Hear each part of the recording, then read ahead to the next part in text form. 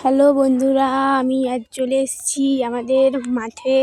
দেখো, এই হচ্ছে খসলা শাক। তোমরা কি চেনো খসলে শাক? এই দেখো কফি, আমাদের বাড়িতে কত কিছু লাগানো হয়। এই আমার বড় মা খসলা শাক তুলছে, এই আমার দিদি ভাই শাক তুলছে। দিদিভাই শাক বেছে বেছে তুলছে, এক থাকা আমরা শাক তুলছি আজ। আমিও শেষ পর্যন্ত থালকুনি পাতা তুললাম। তোমাদের বাড়িতে কি কি সবজি হয় আমাকে কমেন্টে বলো তোমরা। আজ আকাশটা দেখো কত সুন্দর হয়েছে।